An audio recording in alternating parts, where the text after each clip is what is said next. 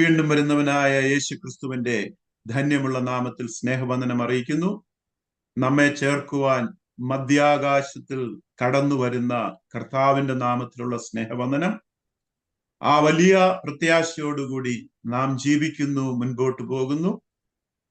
നല്ല സാക്ഷ്യങ്ങൾക്കായിട്ട് ദൈവത്തെ സ്തുതിക്കുന്നു, ഗാനങ്ങൾക്കായിട്ട് സ്തോത്രം, എല്ലാവരും പറഞ്ഞ പ്രാർത്ഥനകൾക്കായിട്ട് സ്തോത്രം. ദൈവം ആ പ്രാർത്ഥനയെല്ലാം നമുക്ക് സാധിപ്പിച്ചു തന്നതാണ്. നമുക്ക് പെട്ടെന്ന് തന്നെ വിഷയത്തിലേക്ക് കടന്നു വരാം. റോമാലേഖനം 5-ാം അധ്യായത്തിന്റെ 20-ാമത്തെ വാക്യം നമുക്ക് വായിക്കാം. എന്നാൽ ലംഘനം പെരുകേണ്ടതിന് ന്യായപ്രമാണവും ഇടയിൽ ചേർന്നു വന്നു. എങ്കിലും പാപം പെരുകിയിടത്ത് കൃപ അത്യന്തം വർദ്ധിച്ചു. ലംഘനം പെരുകേണ്ടതിന് ന്യായപ്രമാണം ഇടയിൽ ചേർന്ന് വന്നു. ന്യായപ്രമാണം വന്നപ്പോൾ ലംഘനം പെരുകി, പാപം വർദ്ധിച്ചു. അത് ഇന്നത്തെ വിഷയമല്ല, നമ്മൾ അതിനെപ്പറ്റി ഡീറ്റെയിൽ ആയിട്ട് പഠിച്ചിട്ടുണ്ട്. ഇനിയും അങ്ങനെ പാപം വർദ്ധിക്കുന്നിടത്ത് ദൈവം എന്താണ് ചെയ്യുന്നതെന്നറിയാമോ? Contrary to our common belief, പാപം പെരുകുന്നിടത്ത് ദൈവം ഇട്ടിട്ട് ഓടിപ്പോകുകയല്ല. ദൈവം പരിശുദ്ധനായതുകൊണ്ട് പാപം ഉള്ളിടത്ത് നിൽക്കാൻ വയ്യാതെ ദൈവം ഓടിപ്പോകുകയല്ല ചെയ്യുന്നത്. ലംഘനം പെരുകിയപ്പോൾ അവിടെ എന്ത് സംഭവിച്ചു? കൃപ അത്യന്തമായിട്ട് അങ്ങോട്ട് വർദ്ധിച്ചു. ലംഘനം ഒരു സൈഡിൽ കൂടി പെരുകിയപ്പോൾ, അത് വർദ്ധിച്ച് ഉയർന്ന് പൊങ്ങിയപ്പോൾ ദൈവം അവിടുന്ന് വിട്ടോടി പോകുകയല്ല ചെയ്തത്, മറിച്ച് കൃപ അതുപോലെ പാരലലായിട്ട് കൃപ അങ്ങ് വർദ്ധിച്ച് ഉയർന്നു പൊങ്ങുവാൻ തുടങ്ങി.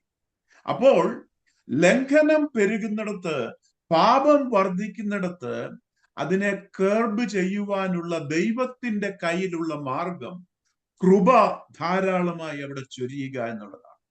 ലംഘനം എവിടെ പെരുകുന്നുവോ അവിടെ കൃപ ധാരാളമായിട്ട് പെരുകും. വെളിപാട് പുസ്തകം 4-ലും 5-ഉം വായിക്കുമ്പോൾ അവിടെ ദൈവത്തിന്റെ സിംഹാസനത്തെ നാം കാണാം. ആ സിംഹാസനത്തിന് മുമ്പാകെ നിൽക്കുന്ന കുഞ്ഞാടിനെയും നമുക്ക് കാണാം. 7 മുദ്രകളാൽ സീല് ചെയ്യപ്പെട്ട ഒരു പുസ്തകം കുഞ്ഞാടിന്റെ കയ്യിൽ ഇരിപ്പുണ്ട്. അതിൽ മുഴുവൻ ന്യായവിധിയാണ്. ആ സീലുകൾ ഓരോന്നോരോന്നായി തുറക്കുവാൻ പോകുകയാണ്. ഇതാണ് സ്വർഗത്തിൽ സംഭവിക്കുന്ന കാര്യങ്ങൾ. ഇപ്പോൾ അത് സ്വർഗത്തിൽ സംഭവിക്കുവാൻ പോവുകയാണ്. എന്നാൽ സ്വർഗത്തിലായിരിക്കുന്ന സഭ അല്ലെങ്കിൽ നാം ഓരോരുത്തരും ഇന്ന് സ്വർഗത്തിൽ നിന്ന് നമുക്ക് ഭൂമിയിലേക്ക് ഒന്ന് ഇറങ്ങി വരാം. നമ്മുടെ പഠനത്തിനായിട്ട് 4 ഗ്രൂപ്പ് സഞ്ചാരികളെ പരിചയപ്പെടേണ്ടതിന് 4 സഞ്ചാരികളെ പരിചയപ്പെടേണ്ടതിന് നമുക്ക് സഭയ്ക്ക് സ്വർഗത്തിൽ നിന്ന് ഭൂമിയിലേക്കൊന്ന് ഇറങ്ങി വരാം. നാം സ്വർഗത്തിൽ നിന്ന് ഭൂമിയിലേക്ക് ഇറങ്ങി വരുമ്പോൾ ഇവിടെ we are going to witness 4 parallel travelers. മഹോപദ്രവ കാലത്തിൽ, ഭൂമിയിൽ മഹോപദ്രവ കാലത്തിൽ ഉള്ള 4 സമാന്തര സഞ്ചാരികളെ നമുക്ക് ഇന്ന് പരിചയപ്പെടാം. സമാന്തര സഞ്ചാരികൾ അല്ലെങ്കിൽ പാരലൽ ട്രാവലേഴ്സ് എന്ന് പറഞ്ഞാൽ അവര് നേർരേഖയിൽ, അവര് ഒരുമിച്ച് 4 രേഖയിൽ പരസ്പരം കൂട്ടിമുട്ടാതെ 4 രേഖയിൽ അവർ സഞ്ചരിക്കുന്നു. ഭൂമിയിലെ മഹോപദ്രവ കാലത്തിലെ 4 സമാന്തര സഞ്ചാരികൾ. ഒന്ന്, നാം വെളിപ്പാട് പുസ്തകം 6-ാം അധ്യായത്തിന്റെ 1-ഉം 2-ഉം മുദ്ര ഓപ്പൺ ചെയ്യുവാൻ പോവുകയാണ്. അത് സ്വർഗത്തിൽ ഇപ്പോൾ നടക്കുവാൻ പോവുകയാണ്. 4-ാം അധ്യായവും 5-ാം അധ്യായവും സ്വർഗത്തിലുള്ള പിതാവിന്റെ സിംഹാസനവും അതിന്റെ മുൻപാകെ നിൽക്കുന്ന കുഞ്ഞാടിനെയും ധാരാളം ദൂതന്മാരെയും കണ്ണാടിക്കടലുകളെയും മഴവില്ല് പോലെ സിംഹാസനത്തിന്റെ ചുറ്റും നിൽക്കുന്ന ആ പ്രത്യേക പ്രകാശ ശോഭിതമായ അവസ്ഥയും കോടാനുകോടി ദൂതന്മാരുടെ കീർത്തനങ്ങളും ഗാനാലാപനങ്ങളും ഹല്ലേലൂയ ആർപ്പുവിളികളും 24 മൂപ്പന്മാർ സിംഹാസനത്തിന് ചുറ്റും വെള്ള നിലയങ്കി ധരിച്ച് തലയിൽ സ്വർണ കിരീടവും വെച്ചുകൊണ്ട് ഒരു കൈയിൽ ഒരു വീണയും മറ്റു കൈയിൽ ഒരു ധൂപക്കുറ്റിയും പിടിച്ചുകൊണ്ട് സിംഹാസനത്തിന്റെ മുൻപിൽ ഇരിക്കുന്നത് കാണാം. 7 നിലവിളക്കുകൾ സിംഹാസനത്തിന് മുൻപിൽ കാണാം. 7 ദൈവത്തിന്റെ ആത്മാക്കൾ. അതൊക്കെയും നമ്മള് തന്നെത്താന് വായിക്കുക. 6-ാം അധ്യായത്തിന്റെ 1-ഉം 2-ഉം വാക്യങ്ങളിലേക്ക് നമുക്ക് കടന്നു വരാം. 6-ാം അധ്യായം സ്വർഗത്തിൽ വെച്ച് കുഞ്ഞാട് പറയുകയാണ്, 4 മൃഗങ്ങളെ സിംഹാസനത്തിന്റെ ചുറ്റും നമുക്ക് കാണാം. അവരുടെ അകത്തും പുറത്തും കണ്ണുകൾ നിറഞ്ഞിരിക്കുന്നു. അവരിൽ 1-ാമത്തെ മൃഗം വിളിച്ചു പറഞ്ഞു, കം, വരിക, വന്ന് കാണുക എന്ന് പറഞ്ഞപ്പോൾ കുഞ്ഞാട് ആ പുസ്തകത്തിന്റെ 1-ാമത്തെ മുദ്ര പൊട്ടിക്കുന്നത് നാം കണ്ടു.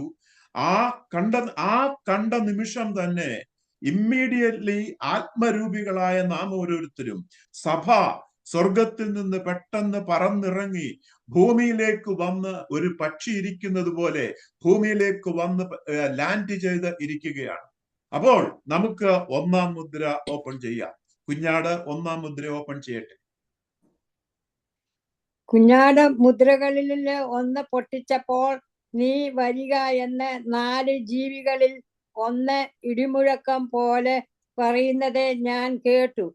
അപ്പോൾ ഞാൻ ഒരു വെള്ളക്കുതിരയെ കണ്ടു. അതിന്മേൽ ഇരിക്കുന്നവന്റെ കയ്യിൽ ഒരു വില്ലുണ്ട്. അവന് ഒരു കിരീടവും ലഭിച്ചു. അവൻ ജയിക്കുന്നവനായും ജയിപ്പാനായും പുറപ്പെട്ടു. 4 ജീവികളിൽ 1 വിളിച്ചു പറഞ്ഞു, വന്ന് കാണുക, വരിക, കാണുക, കം എന്ന് ആ 4 ജീവികളിൽ 1 അത്യുഗ്രമായി ഘോഷിച്ചപ്പോൾ കുഞ്ഞാട് തന്റെ കയ്യിലിരിക്കുന്ന ആ ചുരുളിന്റെ 1-ാമത്തെ മുദ്ര ഓപ്പൺ ചെയ്തു. ഫസ്റ്റ് സീല് ഓപ്പൺ ചെയ്തു. 1-ാം മുദ്ര തുറന്നു. 1-ാം മുദ്ര തുറന്നപ്പോൾ നാം പെട്ടെന്ന് വിശ്വാസത്തിന്റെ ചിറകുകൾ വിരിച്ച് ആത്മരൂപികളായ നാം മഹത്വീകരിക്കപ്പെട്ട ശരീരത്തിലായിരിക്കുന്ന സഭ പെട്ടെന്ന് പറന്ന് ഞൊടിയിടയ്ക്കുള്ളിൽ ഇതാ ഭൂമിയിൽ ലാൻഡ് ചെയ്തിരിക്കുകയാണ്. 1-ാം മുദ്ര പൊട്ടിക്കുമ്പോൾ, 1-ാം മുദ്ര ഓപ്പൺ ചെയ്യുമ്പോൾ എന്താണ് ഭൂമിയിൽ സഞ്ചരിച്ചതെന്ന് വീക്ഷിക്കേണ്ടതിന് നാം ഇവിടെ എത്തിയിരിക്കുകയാണ്. നാം ഭൂമിയിലേക്ക് വന്നപ്പോൾ ഇതാ ഒരു വെള്ള കുതിര, പരിശുദ്ധിയുടെ പ്രതീകമായ ഒരു വെള്ള കുതിര. ആ കുതിരപ്പുറത്തിരിക്കുന്നവന്റെ കയ്യിൽ ഒരു വില്ലുണ്ട്. അമ്പില്ല, എയ്യുവാൻ അവന്റെ കയ്യിൽ അമ്പില്ല, ആരോ ഇല്ല. മറിച്ച് അവന്റെ കയ്യിൽ ബോ ഉണ്ട്, വില്ലുണ്ട്.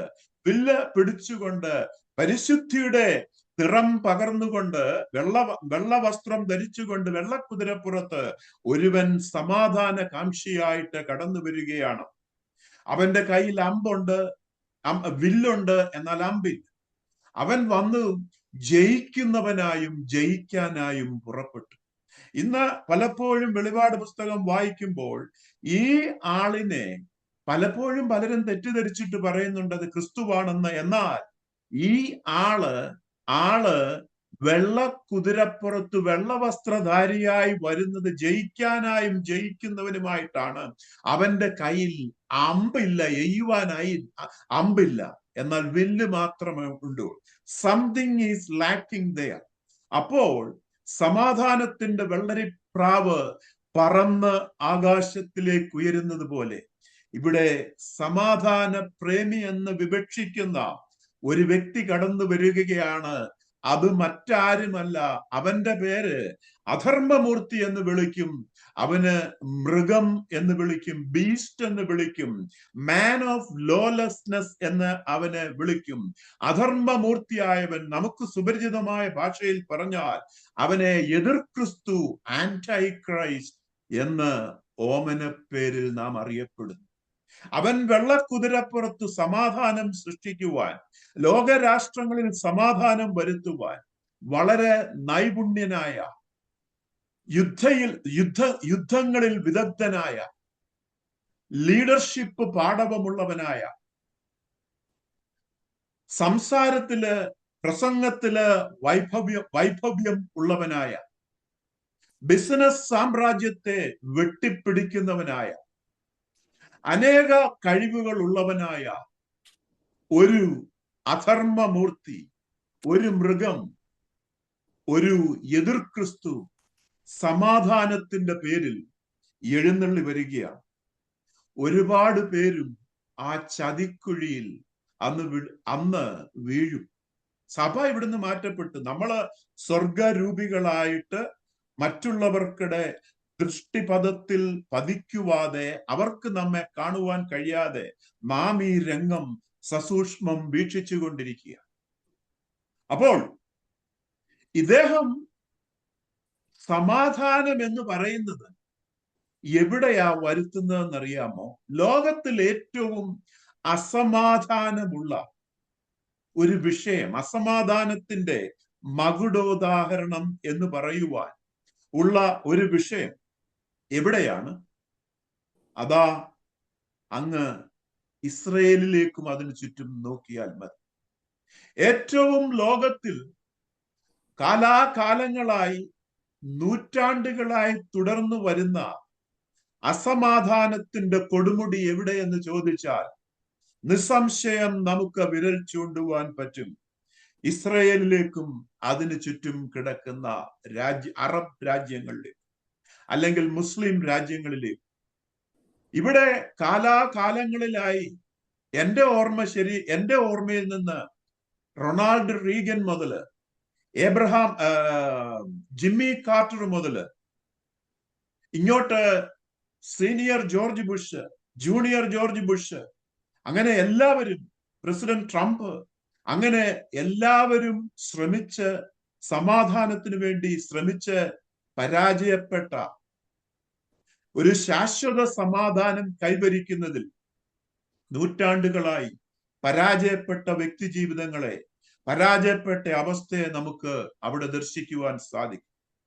ആർക്കും ഇതുവരെ അവിടെ ഒരു ശാശ്വത സമാധാനം കൊണ്ടുവരുവാൻ കഴിഞ്ഞിട്ടില്ല. എന്നാൽ ഈ വരുന്ന ആള് ഇതിനൊരു ശാശ്വത സമാധാനം കൊണ്ടുവരുന്ന എതിർ ക്രിസ്തുവാണ്. എതിർ ക്രിസ്തുവിന്റെ മറ്റൊരു പ്രത്യേകത പറയട്ടെ. ആന്റൈ ക്രൈസ്റ്റ് എന്ന് ഇംഗ്ലീഷില് ആ നാമധേയത്തിൽ അറിയപ്പെടുന്നു. ആന്റൈ ക്രൈസ്റ്റ് എന്നാൽ നാം ഉടനെ ഇംഗ്ലീഷിലെ അർത്ഥം അനുസരിച്ച് എതിര്, വിപരീതമായി നിൽക്കുന്ന, എതിർത്തു നിൽക്കുന്നവൻ, ക്രിസ്തുവിനെ എതിർത്തു നിൽക്കുന്നവൻ, ആന്റൈ, എതിർ ക്രിസ്തു എന്ന് പെട്ടെന്ന് നാം അതിന് നമ്മുടെ മനസ്സിലേക്ക് അർത്ഥം കടന്നു വരുമെങ്കിലും ഗ്രീക്ക് ഭാഷയിൽ ആന്റൈ എന്ന വാക്കിന്റെ അർത്ഥം എതിർ എന്നല്ല, ഇൻ ദ പ്ലേസ് ഓഫ്, വേറൊരുവന്റെ സ്ഥാനത്ത് എന്നാണ് അർത്ഥം. എതിര് എന്നല്ല, എഗൻസ്റ്റ് എന്നല്ല, in the place of. Anti means in the place of. In the place, Antichrist means in the place of Jesus Christ. യേശു ക്രിസ്തുവിന്റെ സ്ഥാനത്ത്, യേശു ക്രിസ്തുവിനെ പോലെ വെള്ളവസ്ത്രധാരിയായി അവനിവിടെ സമാധാനത്തിന് വേണ്ടി കടന്നു വരികയാണ്. ജയിക്കുന്നവനും ജയിക്കാനായും അവൻ കടന്നു വരികയാണ്. അവനെ അംഗീകരിക്കാത്ത പല ഇന്റേണൽ കോൺഫ്ലിക്റ്റും പല രാജ്യങ്ങളും അവൻ കടന്നു ചെന്ന് അവൻ ബലം പ്രയോഗിച്ച് അവന് അനുരഞ്ജനത്തിൽ കൂടി, വിവിധ മാർഗങ്ങളിൽ കൂടി, കാരണം സകല കലാവല്ലഭനായ, സകലതിലും നൈപുണ്യനായ ആ ദേഹി സമാധാനം കൊണ്ടുവരും. ഒരുപാട് വ്യക്തികളും അന്നും തെറ്റിദ്ധരിക്കും ഇവൻ in the place of Messiah ആണോ എന്ന്. മശിഹായുടെ സ്ഥാനത്ത് വന്ന രക്ഷകനാണോ ഇവൻ, അവൻ യേശുവാണോ ഇവൻ എന്ന് തെറ്റിദ്ധരിക്കും. ഇവൻ സമാന്തരമായിട്ട് 7 വർഷത്തിന്റെ തുടക്കം മുതൽ സമാന്തരമായിട്ട് ഇവൻ മുൻപോട്ട് പൊക്കൊണ്ടിരിക്കുകയാണ്. 7 വർഷത്തിന്റെ ഒടുവിൽ വരെയും ഇവന്റെ നേതൃത്വത്തിൽ ലോകം ഒരു സാമ്രാജ്യമായി മാറുവാൻ പോകുകയാണ്. ഭൂമി ഒരൊറ്റ സാമ്രാജ്യമായി മാറുവാൻ പോവുകയാണ്. The empire of Antichrist. അവൻ ഇങ്ങനെ മുൻപോട്ട് 7 വർഷത്തിന്റെ ആരംഭം മുതൽ അവന്റെ അവസാനം 7 വർഷത്തിന്റെ പരിസമാപനത്തിൽ അവസാനിക്കുന്നത് വരെയും അവൻ മുൻപോട്ട് ഓടുമ്പോൾ രണ്ടാമത്തെ സമാന്തര സഞ്ചാരിയെ നമുക്ക് പരിചയപ്പെടാം. അത് മറ്റാരുമല്ല, എതിർ ക്രിസ്തുവിന് ഒരു അസിസ്റ്റന്റ് ഉണ്ട്. ആ അസിസ്റ്റന്റിന്റെ പേരാണ് ഫോൾസ് പ്രോഫറ്റ് അല്ലെങ്കിൽ കള്ളപ്രവാചകൻ. ഫോൾസ് പ്രോഫറ്റ് അല്ലെങ്കിൽ കള്ളപ്രവാചകൻ. അത് മോസ്റ്റ് പ്രോബബ്ലി സാഹചര്യങ്ങൾ വിരൽ ചൂണ്ടുന്നത് അതൊരു മത നേതാവായിരിക്കും. സഭ എടുക്കപ്പെട്ടു, സഭ സ്വർഗത്തിലാണ്. തൽക്കാലം നാം ഭൂമിയിലെ രംഗ വീക്ഷണത്തിന് വേണ്ടി ഇങ്ങോട്ട് വന്നിരിക്കുന്നു എന്ന് മാത്രമേ ഉള്ളൂ.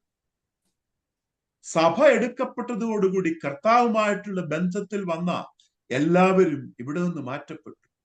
തുടർന്ന് സഭ എടുക്കപ്പെട്ട റാപ്ചർ മൂലം അത് കണ്ട് വന്നവരിപ്പോ ഉണ്ട്, കർത്താവുമായിട്ടുള്ള ബന്ധത്തിലുണ്ട്.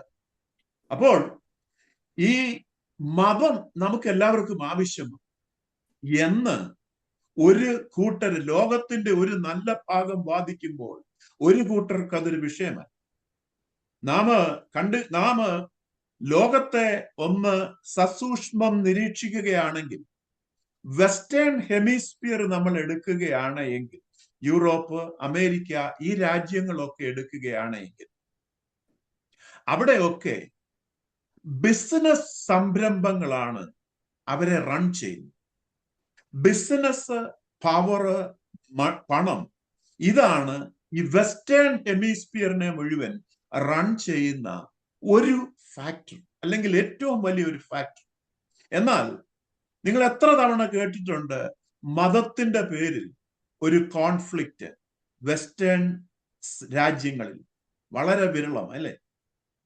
എന്നാൽ ഈസ്റ്റേൺ ഹെമിസ്ഫിയറിലേക്ക് നാം കണ്ണോടിക്കുകയാണ് എങ്കിൽ അവിടെ ബിസിനസ് സാമ്രാജ്യത്തെക്കാളും സംരംഭത്തെക്കാളും പ്രാതിനിധ്യമുള്ളതും മുൻപന്തിയിൽ നിൽക്കുന്നതും മതങ്ങളാണ്. മതത്തിന്റെ പേരിൽ എത്രമാത്രം കോൺഫ്ലിക്റ്റ്, യുദ്ധങ്ങള് ഈസ്റ്റേൺ ഹെമിസ്ഫിയറിൽ ഉണ്ട് എന്ന് ചോദിച്ചാൽ നമുക്ക് അനേക യുദ്ധങ്ങള് കോൺഫ്ലിക്റ്റുകളൊക്കെയും നമുക്ക് എടുത്തു പറയുവാൻ സാധിക്കും. അപ്പോൾ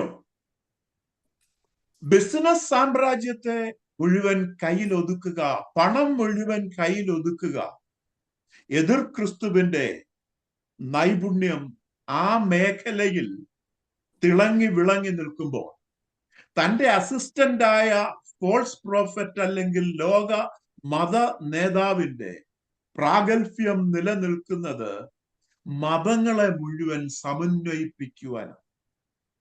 മതങ്ങൾ മുഴുവൻ ഒരു കുടക്കീഴിൽ, അണ്ടർ വൺ അംബ്രല ആക്കി കഴിയുമ്പോൾ ഈസ്റ്റേൺ ഹെമിസ്ഫിയറിനെ കയ്യിലെടുക്കുവാനും വാണിജ്യം മുഴുവൻ കയ്യിലെടുക്കുമ്പോൾ, ഒരു കുടക്കീഴിൽ കൊണ്ടുവരുമ്പോൾ വെസ്റ്റേൺ ഹെമിസ്ഫിയറിനെ കയ്യിൽ കൊണ്ടുവരുവാനും, അങ്ങനെ ആന്റൈ ക്രൈസ്റ്റും തന്റെ അസിസ്റ്റന്റായ ലോകമത നേതാവും കൂടെ ചേർന്ന് ഭൂമി മുഴുവനും, ഭൂമിയിലെ രാജ്യങ്ങൾ മുഴുവനും, ഭൂമിയിലെ വ്യക്തികളെ മുഴുവനും കയ്യിൽ കൊണ്ടുവരുവാൻ, കൈക്കുമ്പിളിലാക്കുവാൻ വളരെ എളുപ്പമാണെന്ന് നമുക്കിപ്പോൾ മനസ്സിലാകും.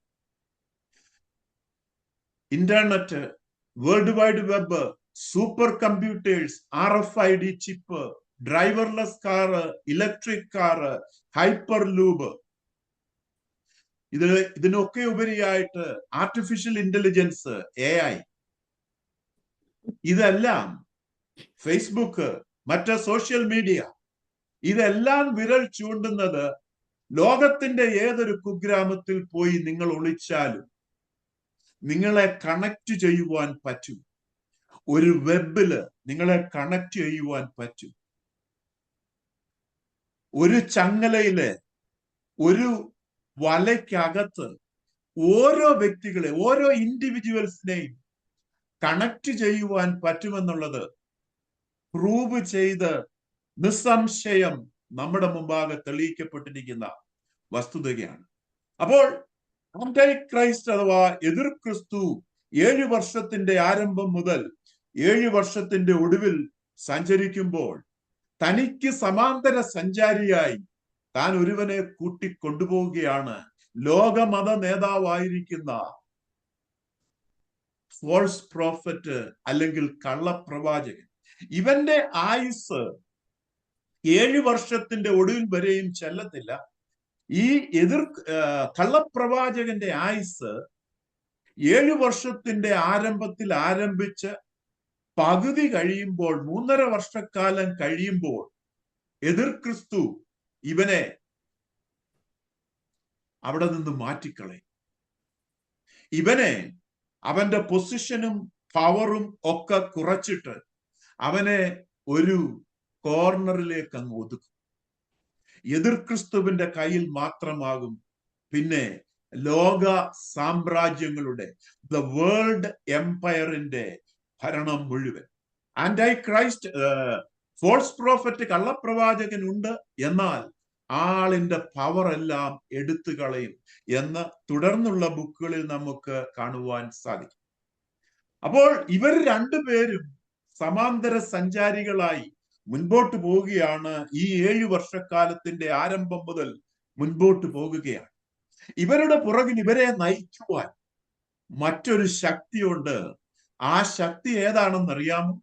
ആ ശക്തിയുടെ പേരാണ്, പണ്ട് നാം ഏദൻ തോട്ടത്തിലേക്ക് കടന്നു ചെല്ലുമ്പോൾ ആദമിനോട് ചോദിച്ചാൽ ആദം പറഞ്ഞു തരും അതേത് ശക്തിയാണ്. ആ ശക്തിയുടെ പേരാണ് ദാറ്റ് ഓൾഡ് സർപ്പന്റ്, ആ പഴയ പാമ്പ്.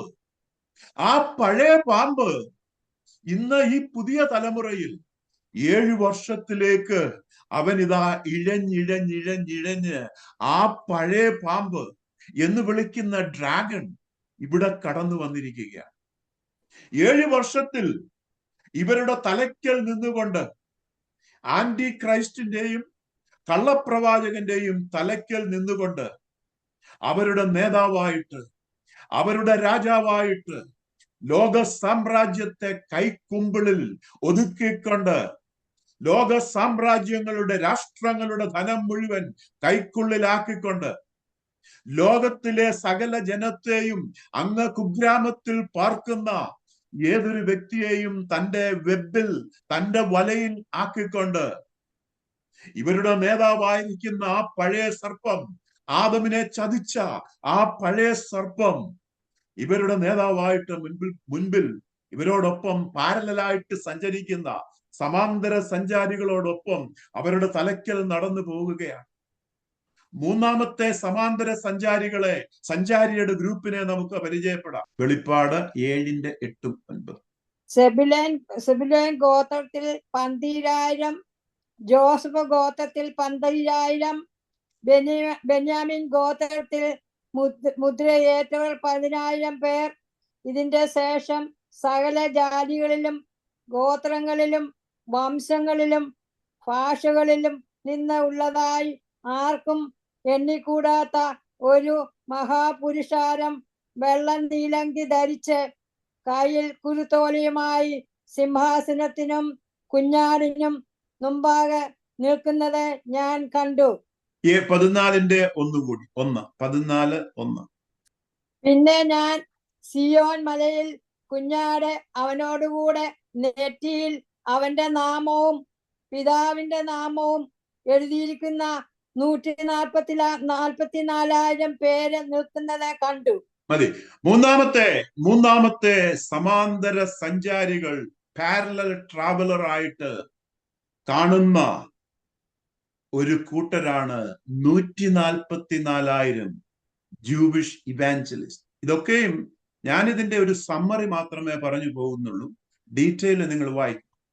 വെളിപാട് പുസ്തകത്തിലെ 7-ാം അധ്യായത്തില് ഓരോ ഗോത്രത്തിൽ നിന്നും 12 ഗോത്രത്തിൽ നിന്നും, അങ്ങനെ യഹൂദയുടെ 12 ഗോത്രത്തിൽ നിന്നും, ഓരോ ഗോത്രത്തിൽ നിന്നും 12,000 പേര് വെച്ച് 12,000 ആളുകൾ വെച്ച് ദൈവം അവരുടെ നെറ്റിയേല് പിതാവിന്റെയും കുഞ്ഞാടിന്റെയും ഒരു മുദ്ര അങ്ങ് പതിപ്പിച്ച്, ഒരു മുദ്ര അവിടെ സ്റ്റാമ്പ് ചെയ്തു. ദൈവത്തിന്റെയും കുഞ്ഞാടിന്റെയും മുദ്ര ഈ 144,000 യഹൂദ സുവിശേഷകരുടെ മേൽ, അവരുടെ മേൽ ഈ മുദ്ര സ്റ്റാമ്പ് ചെയ്തു. ദൈവത്തിന്റെ വക. ഞാൻ പറയട്ടെ, ഇന്ന് ഭൂമിയിലായിരിക്കുന്ന നമ്മുടെ ഓരോരുത്തരുടെയും നെറ്റിമേൽ കർത്താവ് മുദ്ര സ്റ്റാമ്പ് ചെയ്തിട്ടുണ്ട്. ദൈവത്തിന്റെയും കുഞ്ഞാടിന്റെയും വകയാണ്. എന്നെ കേൾക്കുന്ന പ്രിയമുള്ളവരെ, പ്രിയപ്പെട്ടവരെ, നിങ്ങളുടെ നെറ്റിമേൽ കർത്താവിന്റെ മുദ്ര, കുഞ്ഞാടിന്റെ മുദ്രയുണ്ട്. ഇവർ എനിക്ക് അവകാശപ്പെട്ടവരാണ്, ഇവർ എനിക്കുള്ളവരാണ്. ഇവരുടെ സമയമാകാതെ ഇവരെ തൊടുവാൻ ഒരു ശക്തിക്കും സാധിക്കത്തില്ല. 144,000 പേർ എതിർ ക്രിസ്തുവിനോടും കള്ളപ്രവാചകനോടും കൂടെ സമാന്തരമായി 7 വർഷത്തിന്റെ ആരംഭം മുതൽ അവരും തെരഞ്ഞെടുക്കപ്പെട്ടു.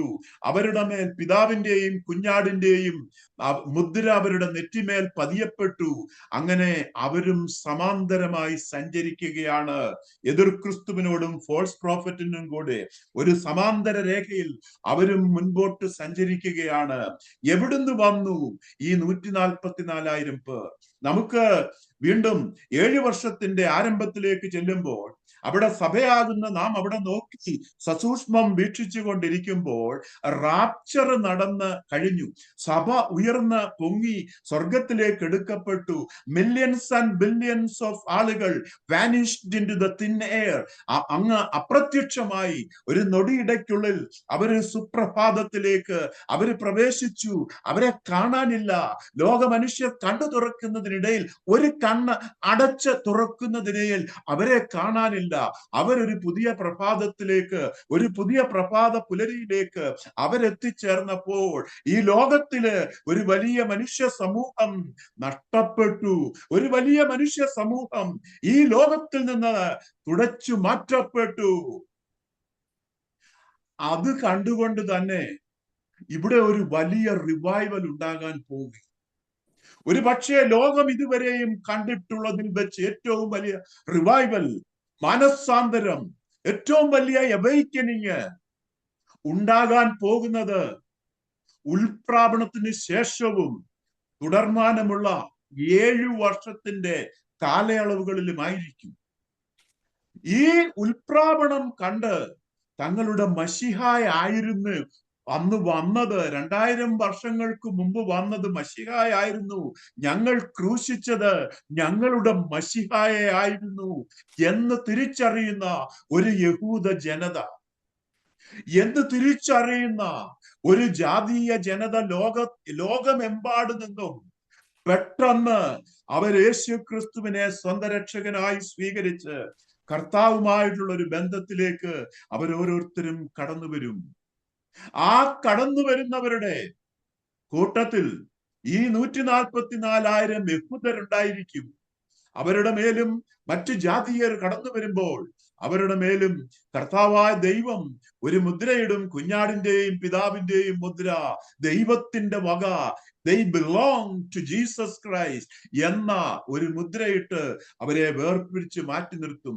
ഈ സമാന്തര സഞ്ചാരികളായ ഈ 144,000 പേർ 7 വർഷത്തിന്റെ ആരംഭം മുതൽ 7 വർഷത്തിന്റെ ഒടുവിൽ വരെയും അവര് കടന്നു ചെല്ലുകയും ആ 7 വർഷത്തോളം കാലം എതിർ ക്രിസ്തു പഠിച്ച പണി തന്റെ ആവനാഴിയിൽ ഇരിക്കുന്ന അവസാനത്തെ അമ്പും വില്ലും എടുത്ത് പ്രയോഗിച്ചിട്ടും ഈ 144,000 ജൂവിഷ് ഇവാഞ്ചലിസ്റ്റിനെ അവരെ അവരുടെ ത്വക്കിലൊന്ന് സ്പർശിക്കുവാൻ പോലും എതിർ ക്രിസ്തുവിന് കഴിഞ്ഞില്ല. കാരണം അവരുടെ സമയമായിട്ടില്ല.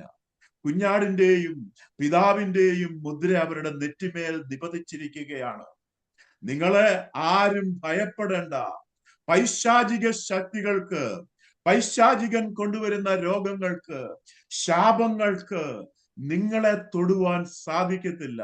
നിങ്ങൾക്കെതിരായി വരുന്ന യാതൊരു ആയുധവും നിങ്ങളുടെ മേൽ ഫലിക്കയില്ല. ഹല്ലേലൂയ. ഒരു ബാധയും നിങ്ങളുടെ കൂടാരത്തിന് അടുക്കത്തില്ല. നിന്റെ കാല് കല്ലിൽ തട്ടിപ്പോകാതെ വണ്ണം അവൻ തന്റെ ദൂതന്മാരോട് കൽപ്പിക്കും. അവരോടി വന്ന് നിങ്ങളുടെ കാല് കല്ലിൽ തട്ടാതെ വണ്ണം തങ്ങളുടെ കൈകളില് അവർ നിങ്ങളെ എടുത്ത് നിങ്ങളെ മാർവോട് ചേർത്തുകൊള്ളും. ഒരു ബാധയും നിന്റെ കൂടാരത്തിന് അടുക്കത്തില്ല.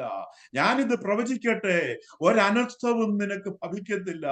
നിന്റെ ഒരു വശത്ത് 1000 പേര് വീഴുന്നു, വലതുവശത്ത് മറ്റൊരു വശത്ത് 10,000 പേര് വീഴുന്നത് നീ കണ്ടാലും നീ ആ വൈറസിനെ അതിജീവിക്കും. നീ ആ കൊറോണ വൈറസിനെ നീ അതിജീവിക്കും. ഒരു ബാധയും നിന്നോട് അടുത്തു വരത്തില്ല. ഇന്ന് ജീവനോട് നാം ഒക്കെ ശേഷിക്കുന്ന ദൈവ കൃപയ്ക്കായിട്ട് കർത്താവിന് സ്തോത്രം. ആ മുദ്ര നിങ്ങളുടെയും എന്റെയും നെറ്റിമേൽ നിവദിച്ചത് കാരണം ഒരു ശക്തിക്കും, ഒരു ലോകശക്തിക്കും, പൈശാചിക ശക്തിക്കും നമ്മുടെ നേരെ നിവർന്നു നിൽക്കുവാൻ സാധിക്കത്തില്ല. Praise God, hallelujah. സമാന്തര സഞ്ചാരിയായി 144,000 പേർ മുൻപോട്ട് പോവുകയാണ്. അല്ല, അവർക്കൊരു പൗലോസിനുണ്ടായതുപോലെ ഒരു ഡമാസ്കസ് റോഡ് എക്സ്പീരിയൻസ് ചിലപ്പോ ഉണ്ടായി കാണാം. മശിഹ പൗലോസിന് പ്രത്യക്ഷപ്പെട്ടതുപോലെ അവർക്ക് പ്രത്യക്ഷപ്പെടാം. അവർ മശിഹായെ അംഗീകരിച്ചു, അവർ യേശുവിനെ അംഗീകരിച്ചു. ഹോട്ട് ഗോസ്പലേഴ്സ് ആയിട്ട്, അതിശക്തമായ സുവിശേഷകരായിട്ട് അവർ യെരൂശലേമിന്റെ തെരുവീഥികളിൽ നിന്ന് അവർ പ്രസംഗിക്കുവാൻ ആരംഭിച്ചു.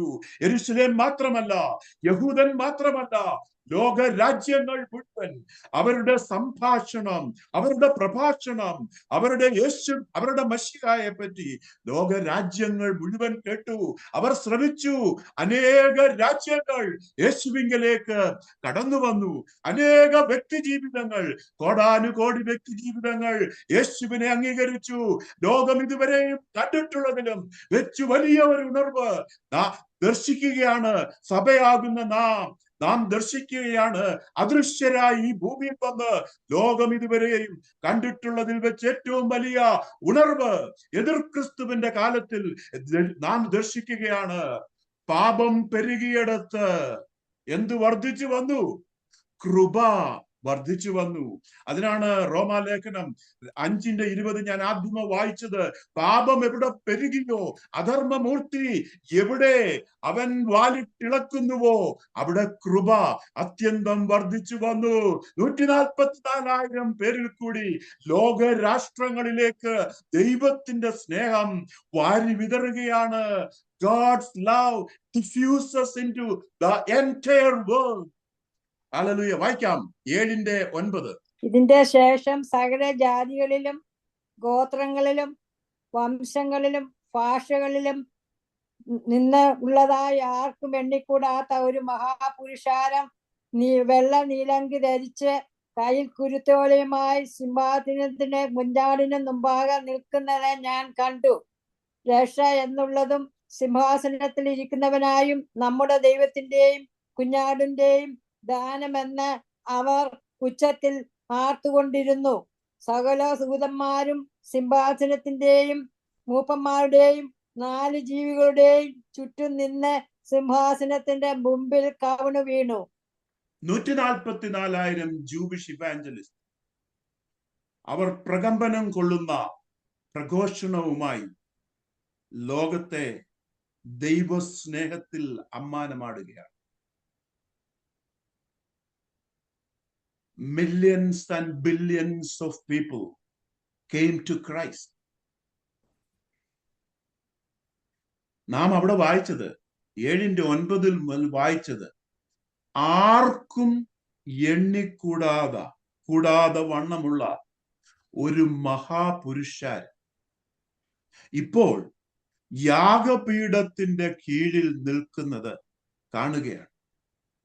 7-ാം അധ്യായം വായിക്കണം. അവരവിടെ നിന്ന് നിലവിളിക്കുകയാണ്, ദൈവമേ, ഞങ്ങളുടെ രക്തത്തിന് നീ എത്രത്തോളം പകരം ചെയ്യാതിരിക്കും എന്ന് നിലവിളിക്കുന്നു. അവർക്കെല്ലാവർക്കും ഒരു വെള്ള നിലയങ്കി കൊടുത്തിട്ട് പറഞ്ഞു, തൽക്കാലം ഒന്ന് ആശ്വസിക്കുക, സമയമാകട്ടെ, ഒരു അല്പസമയം കൂടെ, ഒരു 7 വർഷം കൂടെ ഒന്ന് വെയിറ്റ് ചെയ്യുക. വെള്ള നിലയങ്കി കൊടുത്ത് അവർക്ക് വലിയ പ്രതിഫലം കൊടുത്ത് അവർക്ക്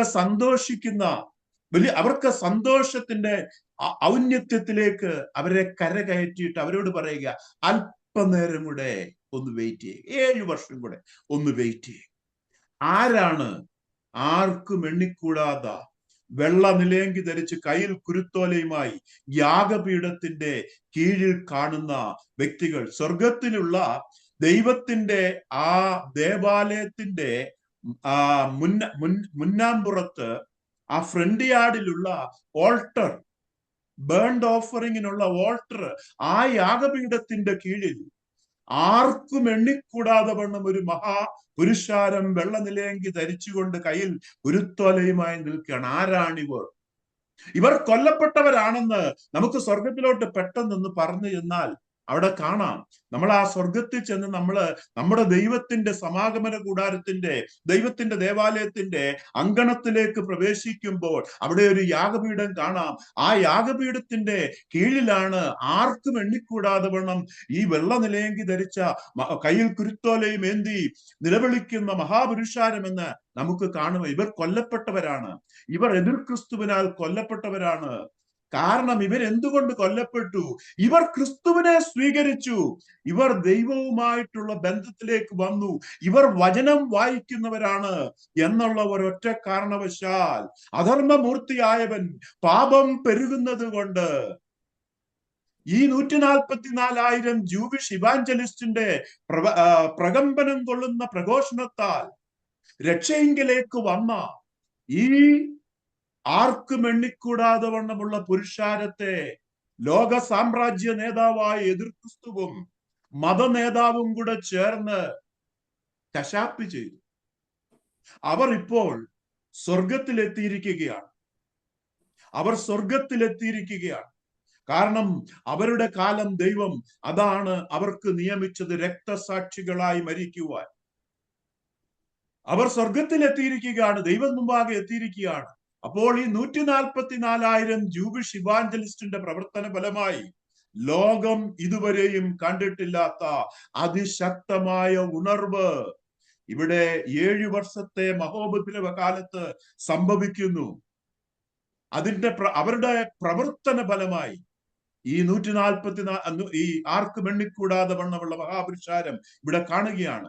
ഇനിയും ഈ 144,000 സമാന്തര സഞ്ചാരികൾ, എതിർ ക്രിസ്തുവിനോടും കള്ളപ്രവാചകനോടും ചേർന്ന് സമാന്തരമായി സഞ്ചരിക്കുന്ന സമാന്തര സഞ്ചാരികൾ, അവർ 7 വർഷത്തിന്റെ ഒടുവിൽ ചെന്നിട്ട് അവരെ ആന്റി ക്രൈസ്റ്റിന്, എതിർ ക്രിസ്തുവിന് തൊടുവാൻ സാധിക്കാത്തത് കൊണ്ട്, അവർക്ക് മരിക്കുവാൻ സാധിക്കാത്തത് കൊണ്ട്, അവരെ മരണത്തിനല്ല ദൈവം ഡെസ്റ്റിൻ ചെയ്തിരിക്കുന്നത് കൊണ്ട് അവർ 7 വർഷത്തിന്റെ ഒടുവിൽ കുഞ്ഞാട് കാന്തയുമായിട്ട് നമ്മളുമായിട്ട് തിരികെ കോടാനുകോടി ദൂതന്മാരുമായിട്ട് കടന്നു വന്ന ഒലിവുമലയിലേക്ക് കാഴ്ചവെട്ടുമ്പോൾ, അത് കഴിഞ്ഞ് കുഞ്ഞാടിനോടൊപ്പം കാന്തയാകുന്ന നമ്മോടൊപ്പം ഈ 144,000 പേര് അവർ ഹ്യൂമൻ ബോഡിയില്, ഈ എർത്ത്ലി ബോഡിയില്, ഈ മനുഷ്യ ശരീരത്തിൽ അടിവെച്ച് സ്റ്റെപ്പുകൾ, ഓരോ സ്റ്റെപ്പുകൾ മുന്നോട്ട് വെച്ച് 7 വർഷത്തെ ലോക സാമ്രാജ്യത്തിൽ നിന്ന് 1000 വർഷത്തെ കുഞ്ഞാടിന്റെ സാമ്രാജ്യത്തിലേക്ക് ഓരോ സ്റ്റെപ്പുകൾ വെച്ച് അവർ പ്രവേശിക്കും.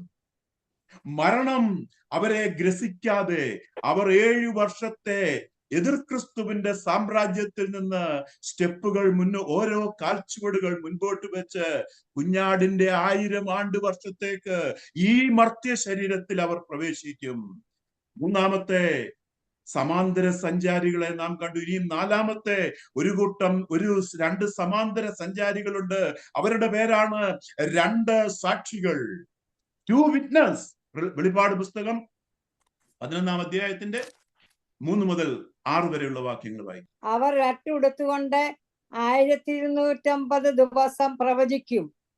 അവർ ഭൂമിയുടെയും കർത്താവിന്റെ സന്നിധിയിൽ നിലനിൽക്കുന്ന 2 ഒലിവ് വൃക്ഷവും 2 നിലവിളക്കും ആകുന്നു. ആരെങ്കിലും അവർക്ക് ദോഷം ചെയ്യുവാൻ ഇച്ഛിച്ചാൽ അവരുടെ വായിൽ നിന്ന് തീ പുറപ്പെട്ട് അവരുടെ ശത്രുക്കളെ ദഹിപ്പിച്ചു കളയും. അവർക്ക് ദോഷം വരുത്തുവാൻ ഇച്ഛിക്കുന്നവൻ ഇങ്ങനെ മരിക്കേണ്ടി വരും. ഈ നാലാമത്തെ സമാന്തര സഞ്ചാരികളാണ് 2 സാക്ഷികൾ, 2 വിറ്റ്നസ്. 2 സാക്ഷികളെ ദൈവം സ്വർഗത്തിൽ നിന്ന് ഭൂമിയിലേക്ക് വിടുകയാണ് എതിർ ക്രിസ്തുവിന്റെ ഭരണത്തിന്റെ ആരംഭ ദിശയിൽ. അവരുടെ നെറ്റിമേൽ ഓൾറെഡി കുഞ്ഞാടിന്റെ മുദ്രയുണ്ട്. അവര് സ്വർഗത്തിൽ നിന്ന് വന്നവരാണ്. അവരാരാണെന്ന് എന്നോട് ചോദിച്ചാൽ എനിക്കറിയത്തില്ല. കാരണം നമ്മുടെ വിഷയം അതല്ല. ഒരുപാട് പേര് പലപ്പോഴും തർക്കിക്കുന്നത് കണ്ടിട്ടുണ്ട്. അവരാരാണ്, അവരുടെ ഐഡന്റിറ്റി എന്താണ്. നമ്മൾ അവരുടെ ഐഡന്റിറ്റി ബൈബിളിൽ പറയാത്രത്തോളം കാലം നമ്മൾ അതിനൊരുപാട് പ്രയത്നിച്ചിട്ട് കാര്യമില്ല. അതല്ല വിഷയം. 2 സാക്ഷികൾ അവിടെ വരും. അവരാര് തന്നെ ആയിക്കൊള്ളട്ടെ, പത്രോസും പൗലോസും ആയിക്കൊള്ളട്ടെ, മോശയും ഏലിയാവുമാണെന്ന് പൊതുവെ പറയപ്പെടുന്നു. ഈനോക്കും എലൈജായുമാണ് എന്ന് വേറൊരു കൂട്ടർ പറയപ്പെടുന്നു. എനിവേ ആര് തന്നെ ആയിക്കൊള്ളട്ടെ, 2 സാക്ഷികൾ വെളിപാട് പുസ്തകത്തിന്റെ മഹോപദ്രവകാലത്തിന്റെ ആരംഭത്തിങ്കൽ എതിർ ക്രിസ്തുവിനോടും കള്ളപ്രവാചകനോടും 144,000 സുവിശേഷകന്മാരോടും കൂടെ ഒരുമിച്ച് സഞ്ചരിക്കുവാൻ, സമാന്തര രേഖയിൽ സഞ്ചരിക്കുവാൻ സമാന്തര സഞ്ചാരികളായി അവരും പുറപ്പെടുകയാണ്. 2 സാക്ഷികളിലും എതിർ ക്രിസ്തുവിന് അവരെ തൊടുവാൻ സാധിക്കത്തില്ല. കള്ളപ്രവാചകന്റെ സൈന്യത്തിന് അവരെ തൊടുവാൻ സാധിക്കത്തില്ല. ഈ ലോക സാമ്രാജ്യത്തിലെ ഒരു ശക്തികൾക്കും അവരെ തൊടുവാൻ സാധിക്കത്തില്ല. അവരുടെ വായിൽ നിന്ന് തീ ഇറങ്ങി അവരെ നശിപ്പിക്കും. മഴ പെയ്യണ്ട എന്ന് കൽപ്പിച്ചാൽ മഴ പെയ്യത്തില്ല. മഴ പെയ്യുവാൻ പറഞ്ഞാൽ മഴ പെയ്യും. തീ ഇറങ്ങുവാൻ പറഞ്ഞാൽ തീ ഇറങ്ങും. തീ അണയട്ടെ എന്ന് പറഞ്ഞാൽ തീ അണയും. വാക്കുകളിന്മേൽ ശക്തി ധരിച്ച 2 സാക്ഷികൾ ഇവിടെ പ്രത്യക്ഷപ്പെടുകയാണ്. സുവിശേഷ ഘോഷണവുമായി 144,000 പേര് വിളിച്ചു പറഞ്ഞ പ്രകമ്പനം കൊള്ളിക്കുന്ന അവരുടെ സുവിശേഷ ശബ്ദം പോലെ തന്നെ ഈ 2 സാക്ഷികളുടെ നാവിൽ നിന്നും അതിശക്തമായി ഇസ്രായേൽ ജനത്തോടും ലോക ജനത്തോടും വിളിച്ചു പറയുന്ന സുവിശേഷം നമുക്കെല്ലാവർക്കും കേൾക്കുവാൻ അദൃശ്യരായ സഭയ്ക്ക് സാധിക്കുകയാണ്. ഇപ്പോൾ നാം ഈ ഭൂമിയിൽ തൽക്കാലത്തേക്ക് വന്നിരിക്കുന്നത് കൊണ്ട് അവരും സുവിശേഷം വിളിച്ചു പറയുകയാണ്. അങ്ങനെ ആർക്കും എണ്ണിക്കൂടാതെ വണ്ണം ഒരു മഹാപുരുഷാരം 6ാമത്തെ സീല് ഓപ്പൺ ചെയ്തതിന് ശേഷം 7ാമത്തെ സീല് ഓപ്പൺ ചെയ്യുന്നതിന് മുമ്പായിട്ട് യാഗപീഠത്തിന്റെ കീഴിൽ കാണുകയാണ്. 144,000 ജൂവിഷ് ഇവാഞ്ചലിസ്റ്റിന്റെയും ഈ 2 സാക്ഷികളുടെയും പ്രയത്ന ഫലമായി, അവരുടെ സുവിശേഷ ഘോഷണത്തിന്റെ ഫലമായി 10,000കണക്കിന് മില്യൺസ് ആൻഡ് ബില്യൺസ് ഓഫ് ആർക്കും എണ്ണിക്കൂടാതെ വണ്ണം ഒരു വലിയ പുരുഷാരം ഇതാ രക്തസാക്ഷികളായി സ്വർഗത്തിൽ എത്തിയിരിക്കുകയാണ്. Hallelujah, praise God. ലോകം കണ്ടിട്ടുള്ളതിലേക്കും വെച്ച് ഏറ്റവും വലിയ ഉണർവ് സംഭവിക്കുന്നത് എതിർ ക്രിസ്തുവിന്റെ കാലത്താണ്. വെളിപ്പാട് പുസ്തകം തുടങ്ങുന്നതിന്റെ ആരംഭത്തിങ്കൽ തന്നെ ഞാൻ പറഞ്ഞു, വെളിപ്പാട് പുസ്തകത്തിന്റെ പ്രധാന കഥാബിന്ദു എന്ന് പറയുന്നത് എതിർ ക്രിസ്തു അല്ല. വെളിപ്പാട് പുസ്തകത്തിലെ പ്രധാന കഥാപാത്രം എതിർ ക്രിസ്തു കള്ളപ്രവാചകനല്ല. 666 എന്ന് പറഞ്ഞ മുദ്രയല്ല. വെളിപാട് പുസ്തകത്തിലെ പ്രധാന ജീവതന്തു, കഥാതന്തു എന്ന് പറയുന്നത് നസ്രേത്തുകാരനായ യേശു ക്രിസ്തുവാണ്. അവന്റെ കരങ്ങളിലാണ് ഭൂമിയും ഭൂമിയിലെ ജനങ്ങളും ഇരിക്കുന്നത്. അവന്റെ കരങ്ങളിലാണ് നാം ഓരോരുത്തരും ഇരിക്കുന്നിടത്ത്. പാപം എവിടെ പെരുകിയോ അവൻ അവിടെ കൃപ ധാരാളമായി വർഷിക്കുകയാണ്. പാപം പെരുകിയിടത്ത് കൃപ അത്യന്തം വർദ്ധിച്ചു. 144,000 ജൂവിഷ് ഇവാഞ്ചലിസ്റ്റിനെ പാപത്തിന്റെ നടുവിലേക്ക് വിളിച്ചു. അവർക്ക് വെളിച്ചം കാണിക്കുവാൻ, സുവിശേഷം എന്ന വെളിച്ചം അവർക്ക് പ്രകാശിപ്പിക്കുവാൻ 144,000 ജൂവിഷ് ഇവാഞ്ചലിസ്റ്റ് വന്നു. അവർക്ക് വെളിച്ചം കാണിക്കുവാൻ, സുവിശേഷം എന്ന വെളിച്ചം അവർക്ക് പകർന്നു കൊടുക്കുവാൻ ഇതാ 2 സാക്ഷികളെ അയക്കുകയാണ്. പാപം പെരുകിയെടുത്ത് കൃപ അത്യന്തം പരമായി വർദ്ധിച്ചത് ഇവിടെ കാണുവാൻ സാധിക്കുന്നു. Hallelujah, hallelujah. ഈ 2 സാക്ഷികൾ വെളിപാട് പുസ്തകത്തിന്റെ ആരംഭത്തിങ്കൽ ഈ മറ്റു 3 സഞ്ചാരികളോടുകൂടെ യാത്ര ചെയ്തു. അവരുടെ ആയുസ് വെളിപാട് പുസ്തകത്തിന്റെ പകുതിയോടുകൂടി ചെല്ലുമ്പോൾ, അല്ല 7 വർഷത്തിന്റെ പകുതിയോടുകൂടി ചെല്ലുമ്പോൾ, 3.5 വർഷക്കാലം ആകുമ്പോൾ, at the mid point they will be martyred. അവർ കൊല്ലപ്പെടും. എതിർ ക്രിസ്തുവിനാൽ അവരുടെ സമയം വന്നു കഴിഞ്ഞിരിക്കുന്നത് കൊണ്ട് എതിർ ക്രിസ്തു അവരെ കൊല്ലും. അതുവരെയും എതിർ ക്രിസ്തുവിന് അവരുടെ ത്വക്കിലൊന്ന് സ്പർശിക്കുവാൻ സാധിക്കത്തില്ല. ഇതാ 3.5 വർഷത്തിന്റെ പകുതിയോടുകൂടി, 7 വർഷത്തിന്റെ പകുതിയോടുകൂടി 1260 ദിവസം, അല്ലെങ്കിൽ ലൂണാർ കലണ്ടർ അനുസരിച്ച്, ബിബ്ലിക്കൽ കലണ്ടർ അനുസരിച്ച് 1 മാസത്തിന് 30 ദിവസം വെച്ച് 1260 ദിവസം കഴിയുമ്പോൾ, 3.5 വർഷക്കാലം കഴിയുമ്പോൾ, അതാണ് നാം ഇവിടെ വായിച്ചു കേട്ടത്, എതിർ ക്രിസ്തു ഈ 2 സാക്ഷികളോടുകൂടി പടവെട്ടി, ഇത്രയും നാള് പടവെട്ടിയിട്ട് ജയിക്കുവാൻ കഴിയാത്ത എതിർ ക്രിസ്തു അവരെ കൊല്ലും. അവരുടെ ശവശരീരം 3 ദിവസം ഇസ്രയേലിന്റെ തെരുവീതികളിൽ ആർക്കും അടക്കം ചെയ്യാൻ സാധിക്കാതെ വണ്ണം, ആരും അടക്കുവാൻ തയ്യാറാകാതെ വണ്ണം, സകലവിധമായ കണ്ടംറ്റോടുകൂടി, നിന്നയോടുകൂടി അവിടെ കിടക്കും. ഒരു ശവശരീരം മറവ് ചെയ്യുവാൻ സമ്മതിക്കുന്നില്ല എങ്കിൽ അതിന്റെ അർത്ഥം ആ വ്യക്തിയെ നിന്ദിക്കുകയാണ്, ആ വ്യക്തികളെ അപമാനിക്കുകയാണ്. ലോകം ആ വ്യക്തികളെ അപമാനിക്കും. എന്നാൽ ആ അപമാനം വെറും 3 ദിവസം മാത്രമേ നീണ്ടു നിൽക്കത്തുള്ളൂ. 3 ദിവസം കഴിയുമ്പോൾ ദൈവത്തിൽ നിന്ന്, സ്വർഗത്തിൽ നിന്ന് ജീവശ്വാസം ആ മൃദുശരീരങ്ങളുടെ മേൽ, ഇസ്രയേലിന്റെ തെരുവീതികളിൽ അനക്കമില്ലാതെ നിശ്ചലമായി കിടക്കുന്ന ആ മൃദുശരീരത്തിന്മേൽ ആഞ്ഞു വീശുകയും അവർ ജീവൻ വെച്ച് എഴുന്നേറ്റ് നിൽക്കുകയും എല്ലാവരും പിക്ചർ എടുക്കുകയും പരസ്പരം ഷെയർ ചെയ്യുകയും ഒക്കെ ചെയ്തുകൊണ്ട് ലോകം മുഴുവനുള്ള മീഡിയയിൽ, സകല മീഡിയയിലും അത് പ്രത്യക്ഷപ്പെടും. അവരുയർന്നു പൊങ്ങും, അവരുയർന്നു പൊങ്ങും. ഉയർന്നു മുകളിലോട്ട് പൊങ്ങി ഇവിടെ കയറി വരുവീൻ എന്നൊരു ദൈവ ശബ്ദം കേൾക്കും. അവര് മുകളിലോട്ട് വിശ്വാസത്തിന്റെ ചിറകുകൾ വിരിച്ചുകൊണ്ട് അവര് മുകളിലോട്ട് പറന്ന് ഉയർന്ന് പൊങ്ങി. ലോകം നിശ്ചലമായി നോക്കി നിൽക്കുമ്പോൾ, നിസ്സഹായരായി നോക്കി നിൽക്കുമ്പോൾ, പാപം പെരുകിയെടുത്ത് ദൈവത്തിന്റെ കൃപ അത്യന്തമായി പെരുകിയത് കൊണ്ട് അവരെ ഒന്നും ചെയ്യുവാൻ സാധിക്കാതെ ലോകം സറണ്ടർ ചെയ്ത് കൈമലർത്തി ആ 2 സാക്ഷികളുടെ മുമ്പാകെ നിൽക്കുമ്പോൾ അവർ ക്രിസ്തുവിന്റെ സമീപത്തേക്ക് അവർ കടന്നുപോകും. ഒടുവിൽ പറഞ്ഞ 2 സാക്ഷികൾ ഞാൻ ഇവിടെ നിർത്തുകയാണ്. 4 പാരലൽ ട്രാവലേഴ്സിനെ പറ്റി ആണ് നാം ഇന്ന് പഠിച്ചത്. ആ 2 കൂട്ടം ട്രാവലേഴ്സിന് ഒരു രാജാവുണ്ട്. ആ പഴയ സർപ്പം. മറ്റേ 2 കൂട്ടം ട്രാവലേഴ്സിന്, സമാന്തര സഞ്ചാരികൾക്ക് മറ്റൊരു രാജാവുണ്ട്. അതിലേക്ക് വരാം, അതുകൊണ്ട് നിർത്താം. ഒന്നാമത്തെ സമാന്തര സഞ്ചാരി എതിർ ക്രിസ്തു. 2ാമത്തെ സമാന്തര സഞ്ചാരി ലോകമത നേതാവ്. ഓർക്കുക, എല്ലാ മതങ്ങളും അന്ന് ഒരുമിച്ച് ചേരും. നമുക്കെല്ലാവർക്കും കൂടെ ഒരു ദൈവത്തെ ഉണ്ടാക്കും. നമുക്കെല്ലാവർക്കും കൂടെ ഒരു ദൈവത്തിന്റെ കൺസെപ്റ്റ് ഉണ്ടാക്കാം. നമുക്കെല്ലാം കൂടെ ഈ ദൈവത്തെ ആരാധിക്കുന്ന ഒരു പുസ്തകം നമുക്കുണ്ടാക്കാം. നമുക്ക് സൃഷ്ടിക്കാം ദൈവത്തെ, നമുക്ക് സൃഷ്ടാവിനെ സൃഷ്ടിക്കാം എന്ന് പറയുന്നത് പോലെ ലോകമത നേതാവ്, മതം എല്ലാം കൂടി ഒരുമിച്ച് ചേർന്ന് സർവലോക മതമാകും, ഒരു മതമാകും. മതം എന്ന ചതിക്കുഴിയിൽ ആരും വീണു പോകരുത്. ഇപ്പോഴേ അത് വാൺ ചെയ്യട്ടെ. മതം ചതിക്കുഴിയാണ്. മതം എന്നത് ചതിയാണ്. യേശു എന്ന സത്യത്തിലേക്ക് നാം ഓരോരുത്തരും കടന്നു വരിക.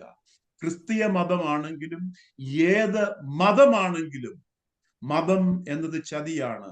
മതം എന്ന വാക്കിന്റെ അർത്ഥം അറിയാൻ വയ്യാത്തവർക്ക് വേണ്ടി പറയട്ടെ, അഭിപ്രായം. മതം മീൻസ്, എന്റെ മതം മീൻസ് എന്റെ അഭിപ്രായം. ഈ ഗ്രൂപ്പിന്റെ മതം മീൻസ് ഈ ഗ്രൂപ്പിന്റെ അഭിപ്രായം. എനിവേ, മുൻപോട്ട് പോകാം. രണ്ടാമത്തെ സമാന്തര സഞ്ചാരിയായിട്ട് ലോകമത നേതാവ്, ഫോൾസ് പ്രോഫറ്റ്, എതിർ ക്രിസ്തു മുൻപോട്ട് നീങ്ങുകയാണ്. ഇവരുടെ തലവനായി, ഇവരുടെ രാജാവായി ഇവരുടെ മുൻപിൽ പോകുന്നത് ആരാണെന്ന് കണ്ടു കഴിഞ്ഞു. ആ പഴയ സർപ്പം. മീഖായുടെ പുസ്തകം 2-ാം അധ്യായത്തിന്റെ 12-ഉം 13-ഉം വാക്യങ്ങൾ എടുക്കാം. ഞാൻ പിന്നീട് വായിച്ചാൽ മതി. മൂന്നാമത്തെ സമാന്തര സഞ്ചാരി എന്ന് പറയുന്നത് 144,000 ജൂബിഷ് ഇവാഞ്ചലിസ്റ്റ്. അവര് മുൻപോട്ട് കടന്നു പോവുകയാണ്. അവരുടെ ആയുസ് എത്രയുണ്ടെന്ന് ഞാൻ പറഞ്ഞു. 7 വർഷങ്ങൾ കഴിയുമ്പോഴും അവര് മില്ലേനിയത്തിലേക്ക് കാലുകൾ എടുത്തു വെച്ച് മില്ലേനിയം രാജ്യത്തിലേക്ക്, മില്ലേനിയൽ കിങ്ഡത്തിലേക്ക്, 1000 ആണ്ട് വാഴ്ചയിലേക്ക്, ആ സാമ്രാജ്യത്തിലേക്ക് അവർ പ്രവേശിക്കും.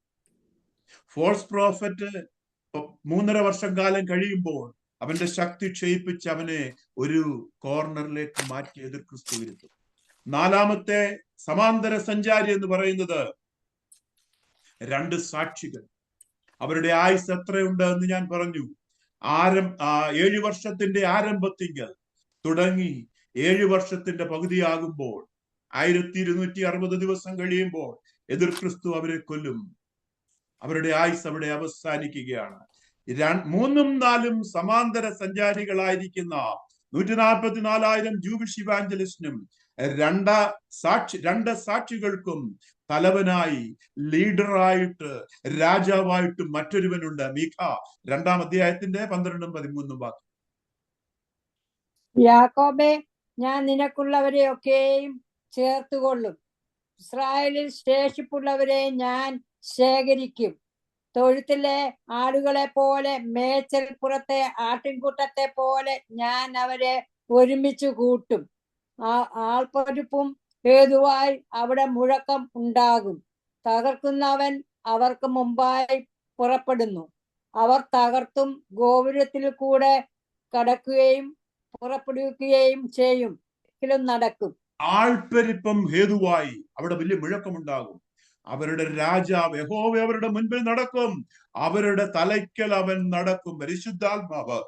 പരിശുദ്ധാത്മാവാകുന്ന നേതാവ്, പരിശുദ്ധാത്മാവാകുന്ന ദൈവം, ആ റിസ്ട്രെയിനർ 7 വർഷത്തിന്റെ മുമ്പിൽ റാപ്ചർ നടന്നപ്പോൾ സഭയെയും കൊണ്ട് മുകളിൽ ചെന്ന് കർത്താവിന്റെ സന്നിധിയിൽ ഏൽപ്പിച്ചു കൊടുത്ത ശേഷം ഇവിടെ സമാധാന കരാർ ഉടമ്പടി ഒപ്പുവെച്ച് 7 വർഷത്തെ സാമ്രാജ്യ ഭരണം ആരംഭിച്ചപ്പോൾ ആ റിസ്ട്രെയിനർ, ആ രാജാവ്, പരിശുദ്ധാത്മാവ് എന്ന രാജാവ് വീണ്ടും മടങ്ങി വന്നിട്ട് 144,000 ജൂബിഷ് ഇവാഞ്ചലിസ്റ്റിന്റെ മുൻപിലും 2 സാക്ഷികളുടെ മുൻപിലും അജയ്യനായിട്ട്, രാജാവായിട്ട്, അവരുടെ തലയ്ക്കൽ തകർക്കുന്നവനായിട്ട്, കോട്ടകൾ ഇടിച്ച് പൊടിക്കുന്നവനായിട്ട്, തകർക്കുന്ന രാജാവായിട്ട് 7 വർഷത്തെ മഹോപദ്രവ കാലത്തിൽ പരിശുദ്ധാത്മാവ് എന്ന രാജാവ് മുന്നേറുകയാണ്.